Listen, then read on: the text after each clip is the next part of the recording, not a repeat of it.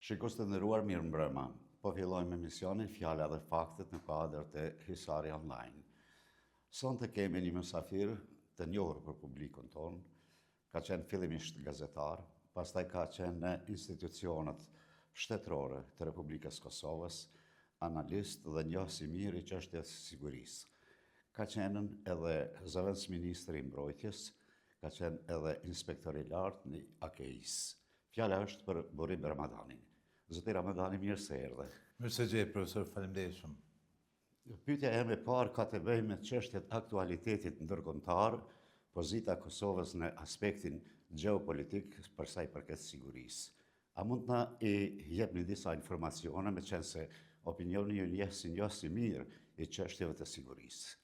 Është qartë se bota që kemi thënë zakonisht bota është trazuar, tashmë e ka marrë një farë lloj kulminacionit të trazimit saj dhe ka një periudhë tashmë disa vjeçare që po ndron çdo ditë më shumë, po ndron jo vetëm fuqia e shteteve apo e poleve në rendin ndërkombëtar, por po ndrojnë edhe interesat dhe po ndrojnë edhe nga pak edhe aleancat, respektivisht raportet mes shteteve në kuptimin e sigurisë dhe të marrëdhënieve ndërkombëtare.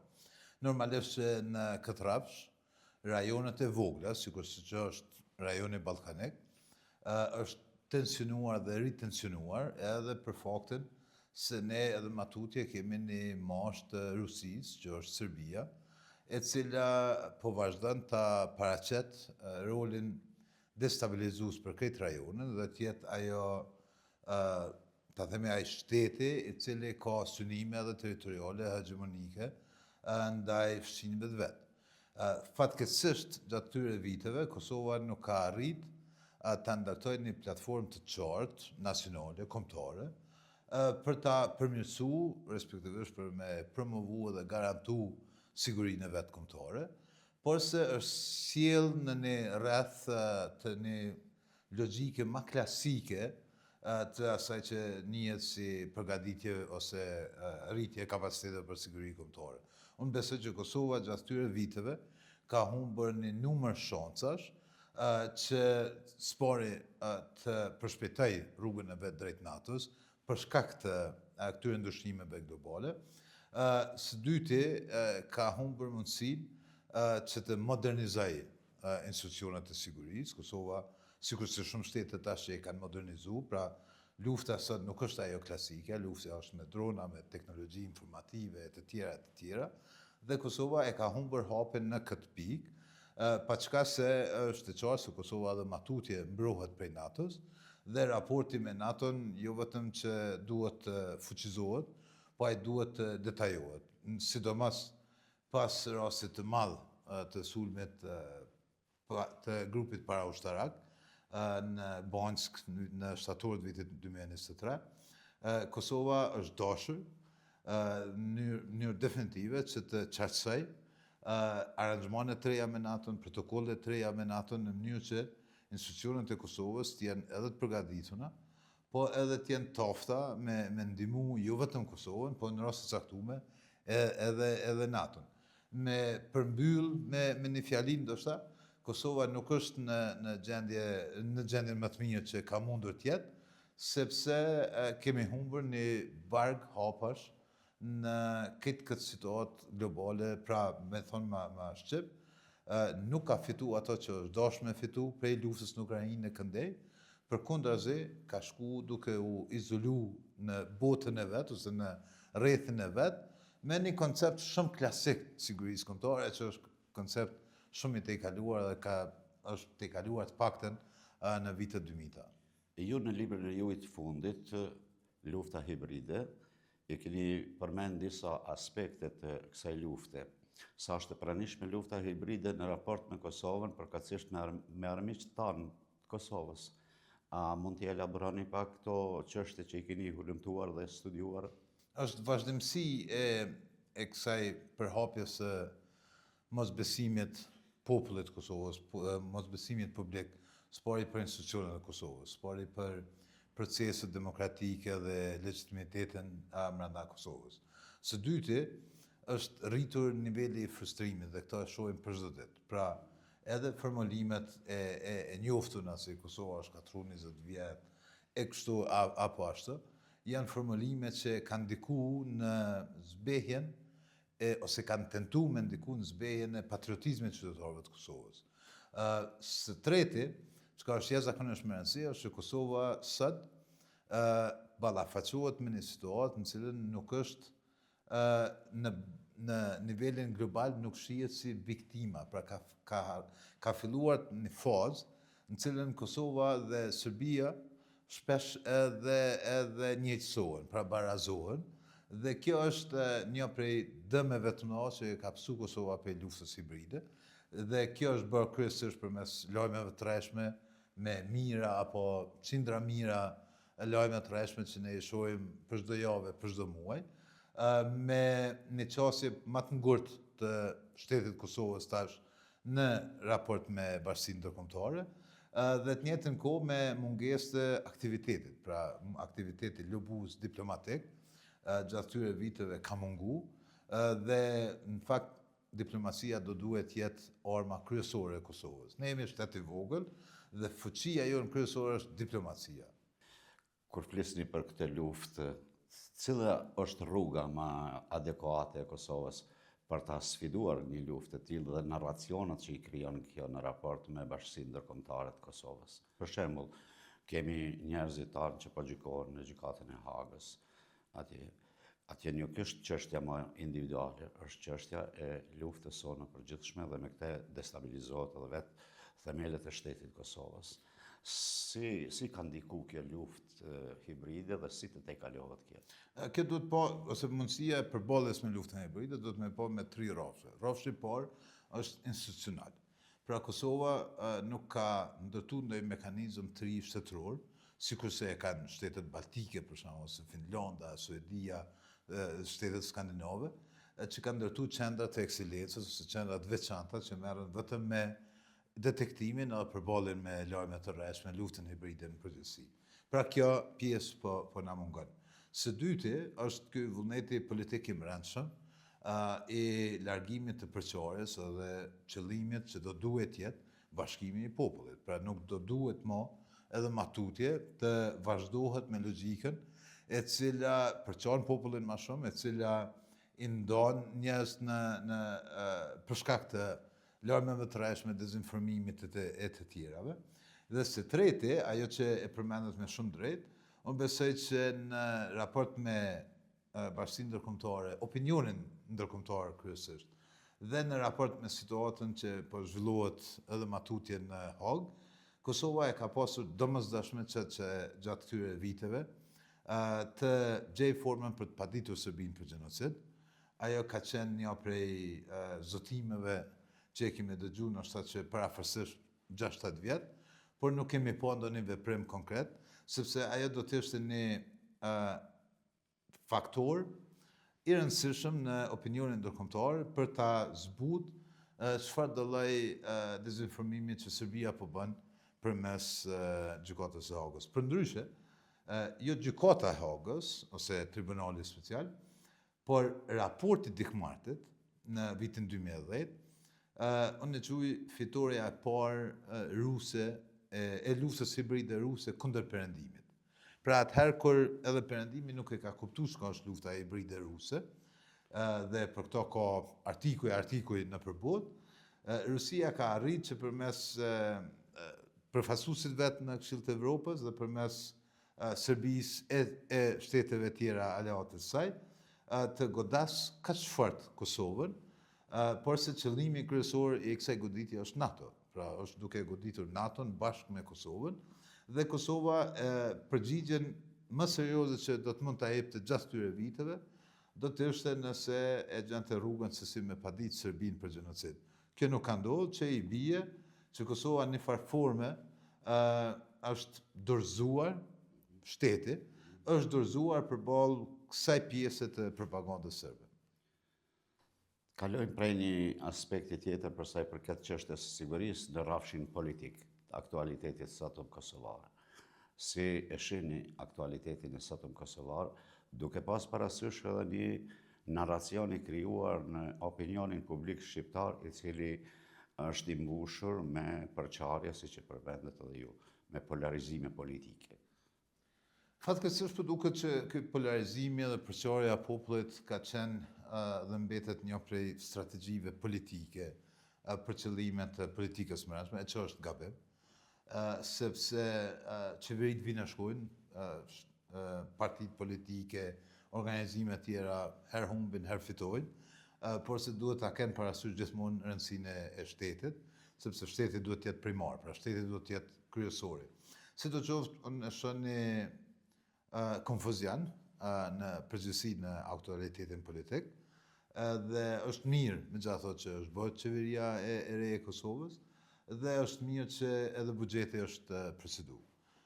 Ai besoj do t'i marrë disa ditë, nëse jo pak javë, derisa të finalizohet.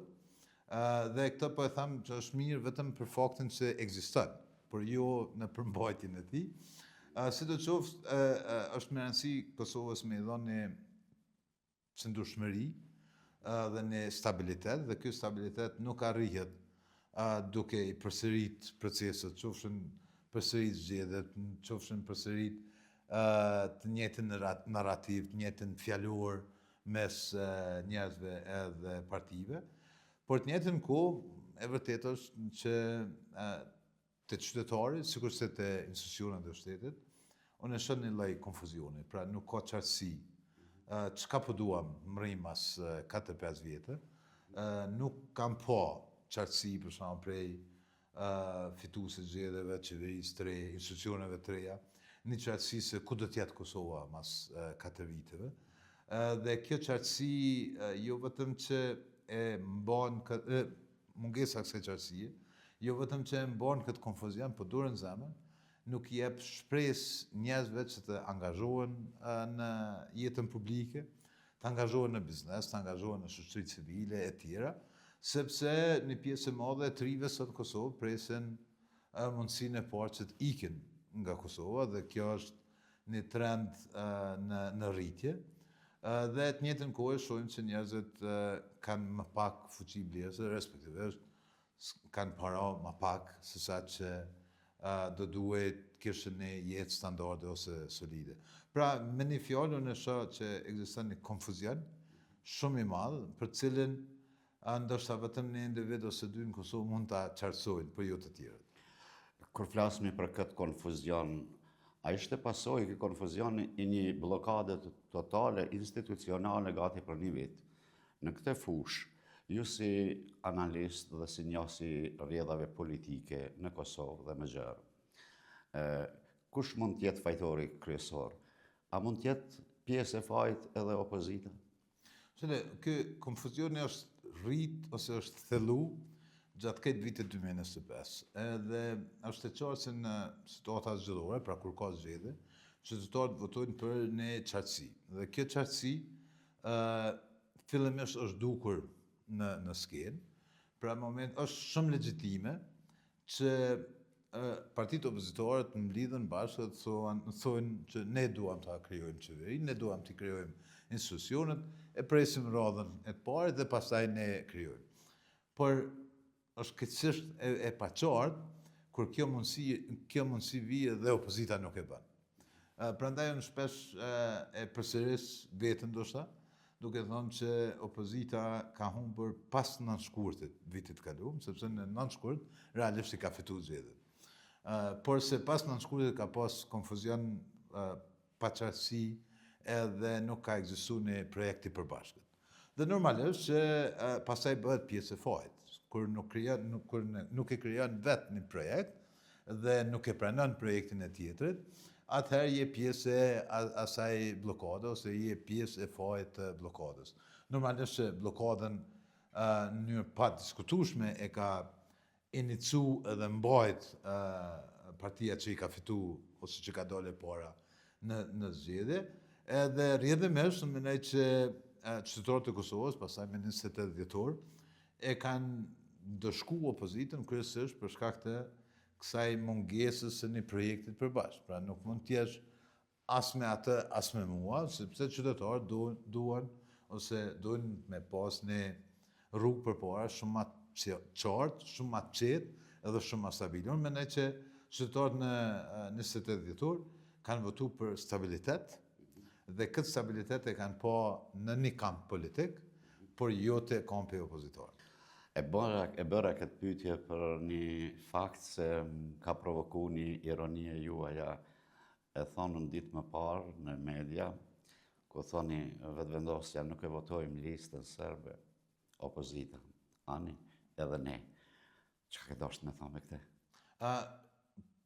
Kjo ka qenë ai momenti kur jo vetëm që u votua certifikimi i rezultateve bashkë me listën serbe në KQZ, por u votua pastaj edhe në Parlamentin e Kosovës në kryetari nga lista serbe, i shpallur paktën politikisht si terrorist Slavko Simic, dhe ky është një veprim i përbashkët.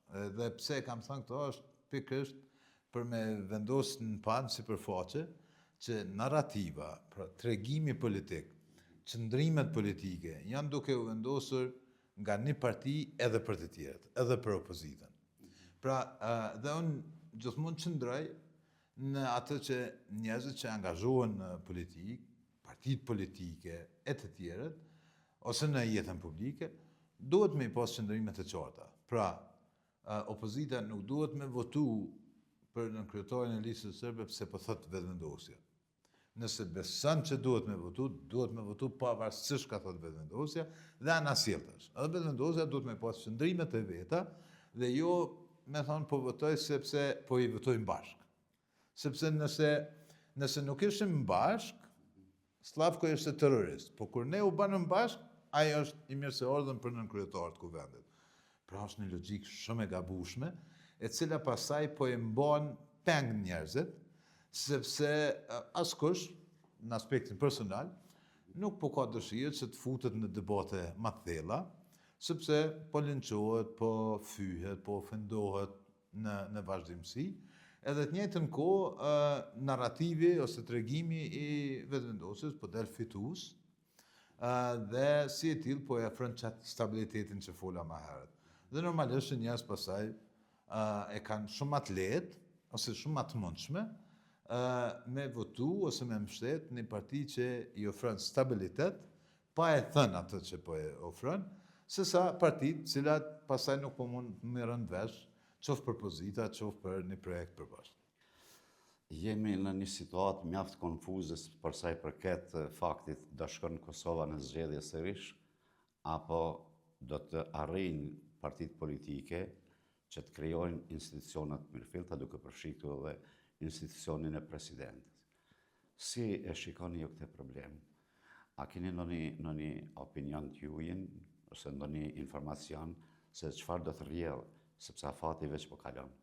Fatkeqësisht kjo pjesë tashmë u bën e panjohura në politikën tonë, e që do duhet jetë jo vetëm e njohur, por do duhet jetë një konsenzus i gjithëmbajshëm, gjithëpërfshirës. Pra, zgjedhja e presidentit të ri të Kosovës nuk do duhet jetë ekuacion me 15 panjohura. Pra, do duhet jetë një qartësi politike dhe institucionale. Edhe me drejtë thonë që ky konfuzioni po vazhdon, askush sot nuk e di nëse Kosova do të futet në zgjedhje pas mundësisë së dështimit të zgjedhjes presidentit, apo nëse Kosova do të arrijë ta zgjedhë një president i cili megjithatë do të ketë një konsenzus më të gjatë. Në bindjen time nuk jam optimist që Kosova do të zgjedhë presidentin, më shumë mundësi për zgjedhje. Pa çka se uroj që presidenti të zgjidhet dhe shteti të funksionojë me një stabilitet institucional. Zoti Ramadani, duhet të dalë në një çështje pak më relaksuese tash në këtë bisedën tonë, pak personale. Ju një figurë publike, keni kriju një profil të rëndësishëm në mediat tona, në jetën politike dhe në jetën publicistike. Por në ndërkohë ndodhi që ju të kandidoni për deputet në Parlamentin e Kosovës nga partia Aleanca për Armërinë e Kosovës. Keni pas një qëndrim, me që ne kemi pas disa herë biseda, që do të arruni këtë profil, por ndodhi që ju kandiduat. A mund të na tregoni për opinionin dhe për shikuesit tanë pse ndodhi kjo? Spore, unë po besoj që profili në aspektin e analizës ose analizës publike të sigurisë kryesisht, shpresoj që nuk është dëmtuar, sepse në ato kam investu më shumë se 2 dekada në këtë profil. Sidoqoftë ajo që e kam po të nevojshme, unë kam po thirrje atëherë edhe që gjithë të angazhohen. Pra unë besoj që në situata të caktuara, të gjithë qytetarët dhe figurat që mendojnë që mund të japin diçka vendit dhe politikës dhe institucioneve, është mirë që të angazhohen, por të angazhohen me një pedigre personale, me një program jo vetëm partijak, por edhe personal. Dhe si tillë, unë kam tentuar që edhe fushatën edhe angazhimin para 28 dhjetorit, ta bëj në fushat cilat unë besoj që me takojnë të merren, ajo siguria, mbrojtja. A është e rëndësishme që politika të vazhdojë, ose angazhimin politik vazhdoj? Këto do të shoh, nuk jam krejtësisht i sigurt nëse do të vazhdoj angazhimin politik, apo do të vazhdoj angazhime tjera dhe personale që kam. Por se unë mendoj që Kosova ka nevojë për politikan profesionist, ka nevojë për njerëz që janë profesionistë dhe angazhohen në institucione, jo vetëm në politikë, sepse thjesht Kosova ka shumë politikan, po ka pak zëra të mençur, e ka pak zëra të matur, e ka pak zëra të arsyes. Nëse arrim që gjithë të jemi të angazhuar, pavarësisht se çfarë angazhimi po flasim, shoqëri civile, media, politik apo të tjera, por se të japim Kosovës një zë të arsyes, unë besoj që është momenti, është koha kur njerëzit duhet të angazhohen. Ju jeni nga Soareka. Rrjedhimisht nuk mund të jesh indiferent edhe ndaj zhvillimeve në Soarek, qoftë në kuptimin politik apo institucional. Ka zëra për pushtetin aktual në Soarek, për shembull nga opozita që kanë vërejtje të shumta. Por ka edhe prej atyre që vërtet është një dëshmi e gjallë kjo, që e mbështesin pushtetin aktual. Vetë fakti që zoti Muharremaj për 3. herë i mori votat e qytetarëve të komunës Soarekës, është një tregues se besimi ekziston në pjesën më të madhe të qytetarëve të komunës Soarekës. Atëherë, pyetja jam është, sa jeni të informuar ju për rrjedhat politike dhe institucionale në komunën Soarekës, dhe a keni ndonjë vërejtje për sa i përket pushtetit lokal këtu? Unë përgjithsisht jam informuar, megjithëse nuk merrem me pjesën ditore të asaj që ndodh në komunën tonë. Normalisht që në nivelin lokal është edhe sistem tjetër zgjedhor, edhe ndërlidhje shumë ma direkte e qytetarëve me politikanin ose me kryetarin këtë rast, ose kandidatin për kryetar. Ajo që do doja në parim është që në komunën tonë të zhvillohet pak më shumë profili politik i partive politike. Besoj që në komunën tonë ka edhe hapësinë edhe nevojë që debatit jetë ma profesional dhe ma i orientuar ka interesat e qytetarëve dhe jo personal.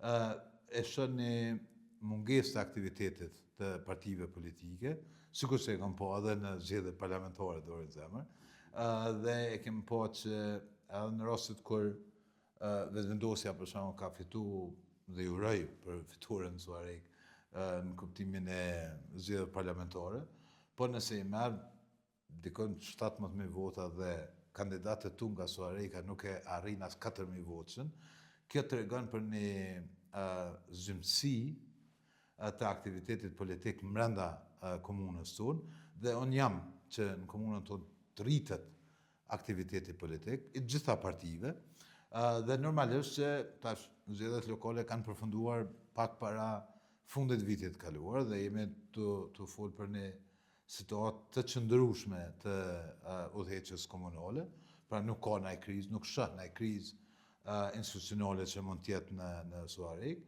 dhe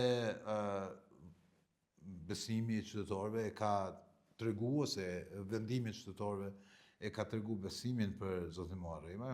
Kam po një ekip relativisht mirë të komunal, por se një qeverisje e mirë edhe komunale varet shumë se sa e ka të mirë edhe pjesën opozitore. Dhe unë baj thirrje që partitë politike në Suarik, që gjitha, edhe AK-ja që është pushtet, të rrisin këtë nivelin e zërit profesional, në mënyrë që debatohet e diskutohet shumë ma shumë për projekte e për interesa të qytetarëve, se sa në aspektin e thashëthomeve dhe interesave personale. Pyetjen e radhës do ta kombinoj me një koment për sa i përket pikërisht Suarekës, koment e pastaj do ta shtroj edhe pyetje. Partitë opozitare në Suarek janë fokusuar kryesisht në gjetjet e ndryshme për sa i përket keq menaxhimit apo keq përdorimeve, madje ka raste edhe kur janë duke u marrë edhe prokurorët me disa gjetje që i kanë imponu partitë opozitare. Në anën tjetër, pushteti lokal këtu ka arritur të konsolidohet dhe si rezultat pikërisht i këtyre vlerësimeve opozitare kemi një ndryshim radikal, do thosha, në përbërjen e qeverisjes aktuale në raport me qeverisjen e kaluar. Kur i them këto, e kam parasysh, a mjaftojnë vetëm këto aktivitetet partive opozitare, apo duhet edhe të bëjnë diçka të gjitha bashkë duke përfshirë edhe AK-n në pushtet këtu, për faktin se është një diskrepancë e madhe mes asaj çfarë po fitohet në zgjedhjet lokale dhe çfarë po fitohet në zgjedhjet nacionale.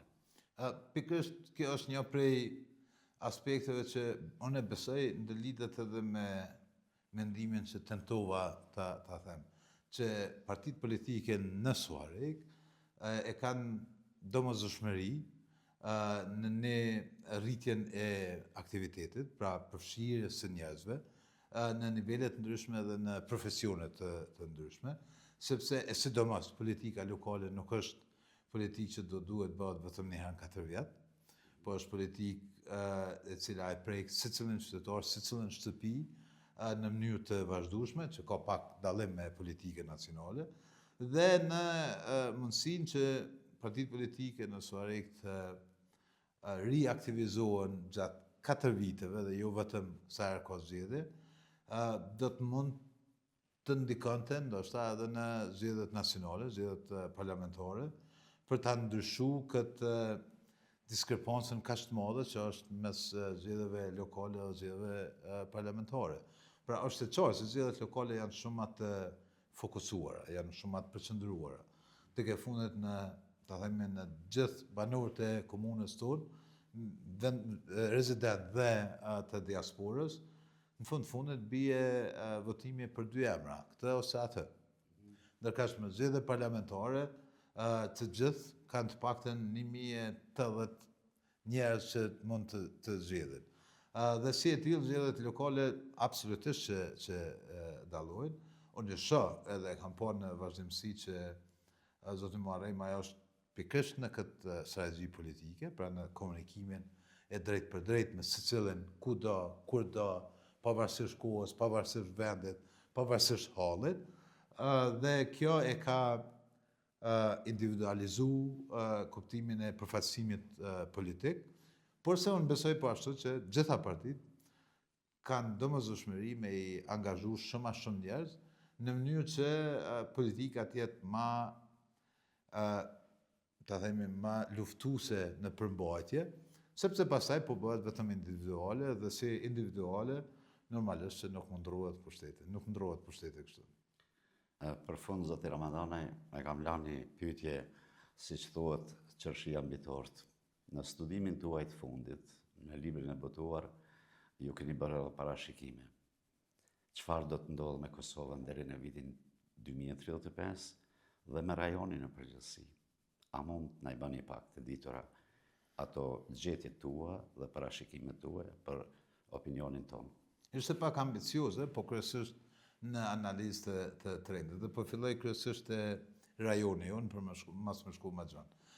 Sporet të Republika Serbe veç ka filluar, ta themi, del parashikimi, sepse kemi pa që Milorad Dodiku edhe është tërheq prej politikave nacionaliste të trumbentuara, me qka dhe realisht edhe e negociaj mundësin e largimit për listë të zezë, por se arrestimi i tij mbetet çështje e diskutueshme edhe besoj që kjo situatë është duke u qartësu. Te Serbia, për cilën unë pres edhe sot, që mbrenda pak vite, unë nuk besoj që e kalon vitin 2028, të përbollet me një revolucion të mbrendshëm, i cili pastaj do ta riformsoj politikën e Serbisë, edhe me qëllimin ose me mundësinë që të tërhiqet për disa politikave hegemonike që i ka aktualisht Vučići. Pra nuk e shoh Vučićin ose këtë regjim të Vučićit pas vitit 2028-2029. Te rasti Kosovës, problemi është që nuk e di nëse politika, institucionet e Kosovës e din sot çka po duan. Pra, unë besoj që nëse ne e dim çka po duam, atëherë 2035 është e gjenë Kosovën në NATO, dhe e gjenë të konsoliduar jashtëzakonisht mirë, duke i largu këto dy rreziqet serioze që janë. Rreziku i parë serioz për Kosovën është ndarja territoriale, sepse shumë njerëz mendojnë që kur flasim për ndarjen territoriale është verje që të një 3 komuna, po nëse flasim për ndarje territoriale jemi duke folur për dikon shumë ma shumë se sa verje, jemi duke folur për rreth 40% të tërë territorit që merron një pjesë të perëndimit të Kosovës, pra pjesë e Edicionit, pra jemi duke folur shumë ma gjanë për projektin e kamatshëm të Serbisë për ndarjen territoriale, apo rreziku i dytë e që jemi aktualisht është status quo-ja. Pra nëse Kosova mbetet në status quo është humbse, por se nëse arrim që ta ndatojmë një platformë ma serioze dhe ma të gjerë, atëherë Kosova i ka dyert hapur dhe unë besoj që megjithatë Kosova do të zgjidhë këtë, pra që të jetë edhe anëtare e NATO-s edhe e Bashkimit Evropian, krahas që Shqipëria, sikur se po shihet, shumë shpejt do të arrijë të jetë edhe anëtare e Bashkimit Evropian. Zoti Ramadani, faleminderit shumë për kohën që gjetët. Faleminderit juve. Shikues të nderuar, ishim me Burim Ramadanin, njofësimir i aktualitetit politik dhe përfaqësuesi i institucioneve të Republikës Kosovës në shumë detyra me rëndësi për shtetin e Kosovës. Edhe një herë falenderojmë në emër të juaj zotin Ramadani për gjetjen e kohës për të ardhur këtu në studion tonë.